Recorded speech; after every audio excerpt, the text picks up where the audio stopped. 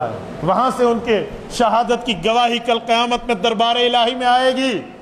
احد میں بھی، خیبر میں بھی، خندق میں بھی، باقی جہاد میں بھی صحابہ شہید ہوئے اور ان کی گواہی وہاں کی زمینیں دیں گی۔ فرمایا عثمان ذو النورین وہ مظلوم شہید ہے، جب شہید ہوا ہے تو اس کا خون اللہ کے قرآن پہ گرا ہے۔ جو آیت میں نے خطبے میں پڑھی ہے فَسَيَكْفِيكَهُمُ اللَّهُ وَهُوَ السَّمِيعُ الْعَلِيمُ، یہ پہلے پارے کے آخری صفحے کے درمیان کی آیت ہے۔ اس آیت پہ حضرت عثمان غنی کا خون گرا۔ اور میرے غیرت مند دوستو، اگر اس آیت کا ترجمہ دیکھیں نا، اس آیت کا ترجمہ ہے فَسَيَكْفِيكَهُمُ اللَّهُ، ان سب کے لیے اللہ کی ذات کافی ہے۔ وَهُوَ السَّمِيعُ الْعَلِيمُ، یہ بولیں گے تو رب سنے گا، یہ دل میں بغض رکھیں گے تو رب جانے گا۔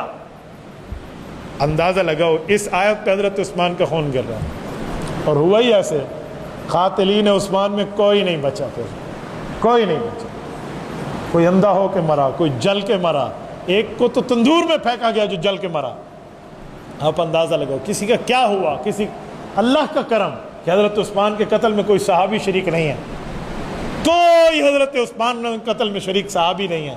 جو ہیں وہ یہی منافقین کا طبقہ تھا جن کو حدیث پاک میں فَإِنْ أَرَادَكَ الْمُنَافِقُونَ فرمایا گیا۔ اور میرے ساتھیوں، سیدنا عثمان ذو النورین رضی اللہ تعالیٰ عنہ کی شہادت کے بعد پھر اسلام میں ایسا معاملہ آیا کہ جب تک صلح حسن نہیں ہوئی نا رضی اللہ عنہ، تب تک تو تلواریں چلتی رہیں، یہ خون عثمان کی وجہ سے۔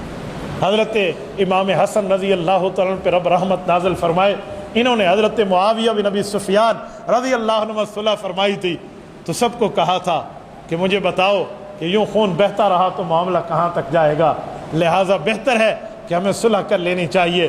تو انہیں حدیث پاک بتائی گئی کہ ہاں رسالت مآب علیہ السلام نے آپ کے بچپن میں آپ کو گود میں اٹھا کر فرمایا تھا، لوگو ان ابنی ھذا سید، فرمایا میرا بیٹا حسن سردار ہے، فلعل اللہ یصلح بہ بین فئتین عظیمتین من المسلمین، رب دو مسلمان گروہوں میں اس سے صلح کا کام لے گا۔